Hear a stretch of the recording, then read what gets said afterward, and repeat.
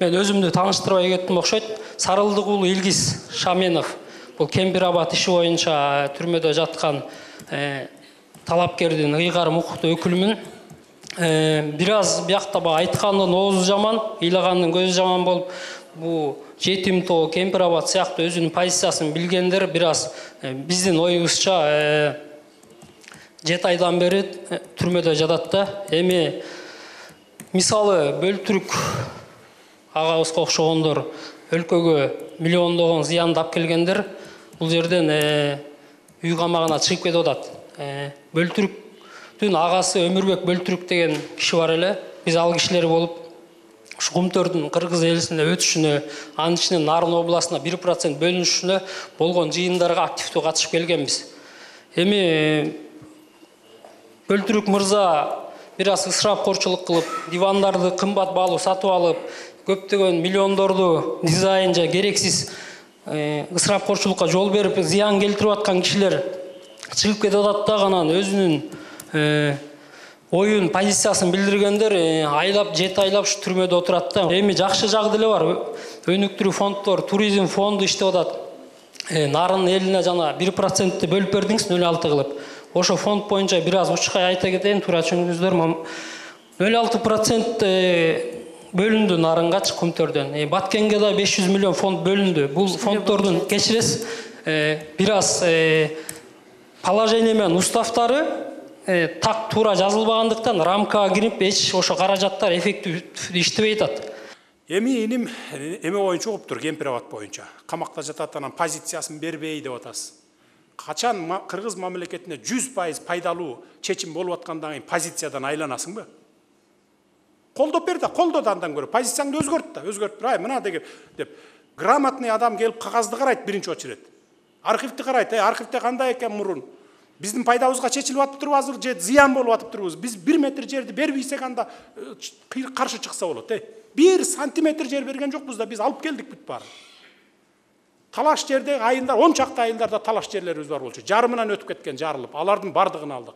Гавасайды алдык. Уңгартоону алдык. Уңгартоо сеники эмес болчу. Уңгартоо Өзбекстандын картасында мына момундай тоо турса 36 гектар жери деп чийилген, СССРдин картасында да, Кыргыздын, Өзбектин картасында да алардык болуп турган.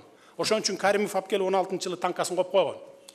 Бир киши барып туруп айта алган эмес, алып кой танкаңды деп. 2 жума алабыкка чаткал който албай турдуңар го. Чынбы же чын эмеспи? Ошону алып келдик, биз барып туруп. Картасынан азыр биздин картага кирди уже. Болду, эми ушуну сен талашпачы тоонун башын. Биз кыргыздар тоого эле шуркай берген калкпыз, тоодо жашаган калкпыз деп атып мына. Тил табышып атып алдык аны. Кемпир-Абад мына могул плотина болгон болсо 65 жыл алар башкарып келди. Чекесине 1 километр бара албайт элең, атат эле. Туурабы же туура эмеспи? 50%-на кирип алдык биз азыр. 50%-на кирдик. Биз да киребиз, мына 50 башкарабыз. Сууну ачсак да, жапсак да чогуу чечимди кабыл алабыз. Анан 900 горизонталдан ашпайбыз. Силер 907 менен кармап жүргөн экенсиңер, айылдын баарын суу каптап кеткен экен, биздин жерлерибиз айдалбай калып атат. Колдоно албай калып атабыз. Мына 900 менен кармайлы деп ошого түшүрдүк. Анан кичине мындай бир оппозиция болуп чыкканда дагы жүйөлүү чыксаңар бир жөн анда. Мындай бир факт болуп анан кийин биз тим эле бүт жердин баарын бербейт, биз туура эмес кылып атсак анда чыксаң, мен да анда тартынат элем. Койгоку булар деги туура эле чыгып атат депчи. Анан Бөлтүрүктү салыштырып атасың сен. Бөлтүрүктү чыгарбайдыңар, муну чыгарбайсыңар. Бөлтүрүк жегенин бардыгын кайра төгүп берди. Мына ген прокурор отурат, бардын төктүрдү алып барып туруп. Төгөсүң, анан чыгасың, болбосо түрмөдө чирийсиң деп. Төгүп берди, чыкты. А сенин Шаменов досуңку ал башка преступление вообще. Ал төңкөрүш кылам, мен көңтөрүш кылам деп акча таратып, көрүнгөн жерге акча берип, блогерлерди жумшап ушинтип атпайбы? Анын айырмасы асман менен жер дейди. Азыр деле принцип ушундай бизде. Министрлерди ичип жеген министрлерди кайра төктүрүп туруп чыгарып коебуз. Чыгарып атабыз. Эмне кылабыз аны түрмөдө карап жатат. Мына билим берүү министри боюнча эле. 110 000 доллар алып кармалды эле, кайра баарын өкмөттүн полисине төктүрдүк дагы, өзүн чыгарып койдук. Ал башка бирөөдөн алган акча болчу, ошол өкмөттүн пайдасына кетти мына. Мына ушундай сыяктуу. Мындан ары ушундай саясат уланат.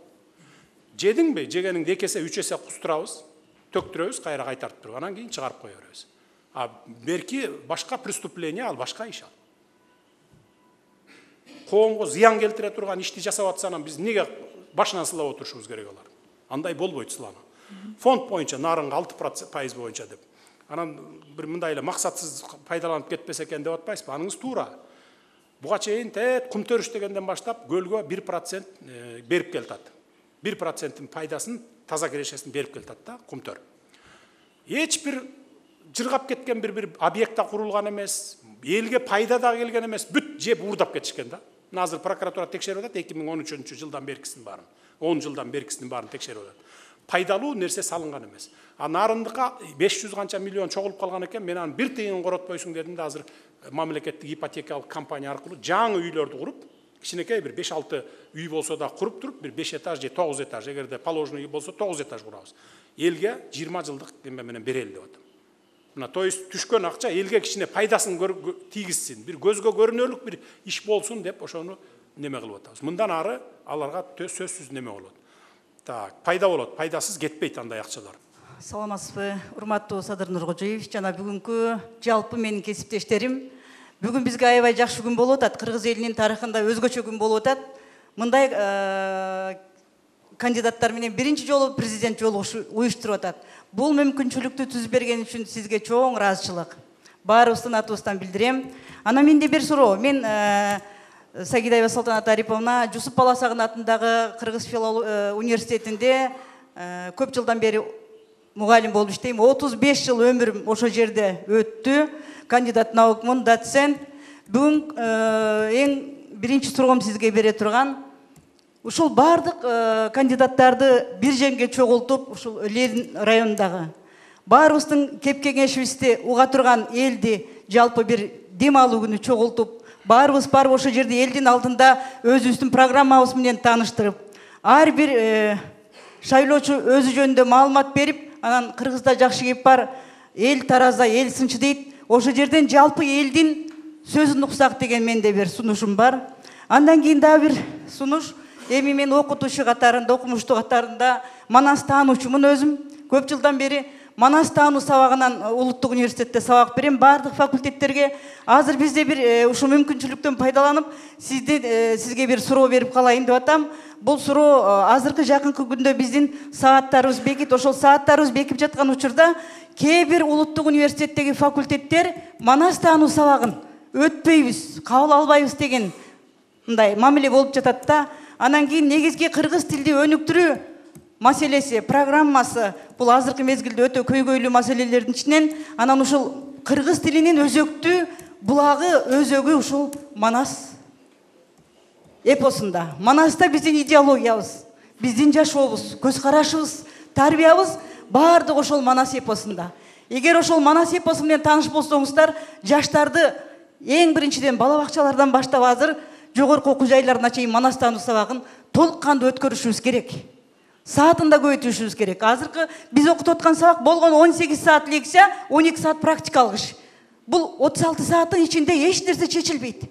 Эң биринчиден ушул маселени бир көңүл буруп кабыл алып койсоңуз, мен сизге өтүнүчүм ушул эле. Рахмат барыңыздарга. Ак жол, урматтуу кесиптештер. Баардыгыбыз биргемедебиз, биргемеде сүзүп, ийгиликке жетишели баарыбыз. Ким тандаса дагы эл тандайт.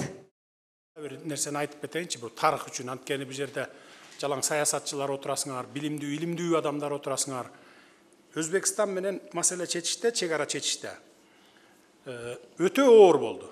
1,5 жыл күнү түнү дебей мына Камчыбек Кыдыршаевич башында туруп, бир Ташкентке барат, бир алар кайра бизге келет, ошентип отуруп биз Гавасай деген жер, бул жер 19.000 гектар жер экен. Илгери Союз кезинде 19 деп коюптур, спутник менен өлчөгөндө где-то 15.000 гектар жер болот экен. Накталай жер. Ошол жерлерди тытышып отуруп, урушуп, папкаларды ыргытып, сөгүшүп чыгып кетип, кайра кирип, ошентип отуруп, айлап жылдап отуруп, ошо жерди кайра алып келдик. Бул жер мисалы биздин бетибизди карап турган жер, биз жакты карап турган жер. Бирок суу агат экен дагы, ошону 56-жылы биздин эле өзүбүздүн чиновниктер бербеген экен, ошол жактын жергиликтүү чиновниктер. Эме биз эттин жүнүн неменин жайытты төлөй албайбыз, башка кыла албайбыз, планды аткара албайбыз, Өзбекстанга берели деп берип салган экен. 56-жылы өткөрүп берип салат, 61-жылы карта өзгөрүп, алардын картасына кирип кеткен, туурабы? Мына тытышып отуруп, ошол жерди алып келген Камчыбек Кыдыршаевич болчу.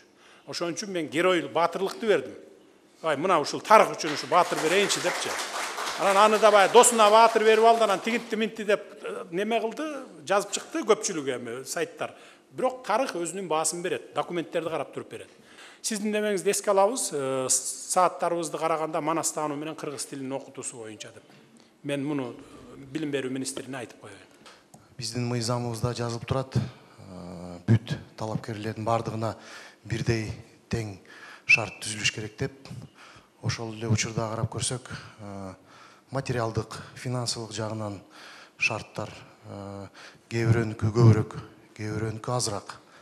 Ошол эле учурда мыйзамыбызда дагы жазылып турат, бир кандидат 500-гө жакын агитатор алганга мүмкүнчүлүгү чейин деп турат да. Эми 500 деп орто эсеп менен эсептегенде 500 кандидатор алганга мүмкүнчүлүгү бар экен. Ошол эле учурда 500 мындай эсептеп карап көрсөк, 500 кандидат 500 агитаторду алса, анын айлыгын төлөп берсе, демек бул 500 голосту сатып алды деген сөз эмеспи? Ошону бир карап көрсөк, мүмкүнчүлүк бирөөлөрдө бар, бирөөлөрдө жок. Ошону бир тактап айтып неметип берсеңиздер, рахмат. Бул эми бул мыйзам менен кабыл алынган да, туура? Мыйзамда көргөзүлгөнбү? Бизде 500гө чейин агитатор алса болот, бир кандидат. контролдук текшерүүчү топ бар, ушул каржылоо боюнча жооп берет. Искендер Төрөбаев Гайыпкулов жетектейт. Ага айлык эмес, ал кылган ишине вознаграждение депчи. Ошол үчүн биз салыктан да бошотулган, илгери мындан салыкта калчу. Өткөн жылы мыйзамдын алдында салык кодексине киргизип бошотулуп, бул болгону ошол агитатору иштегенге машинасы менен жүрөт, башка ошого келишим менен ошол үчүн бул подкуп эсептелбейт. Ошол 500 кишини ар бирин келишим түзүп бизге регистрациядан өткөрүш керек. Бул мыйзамдын негизинде.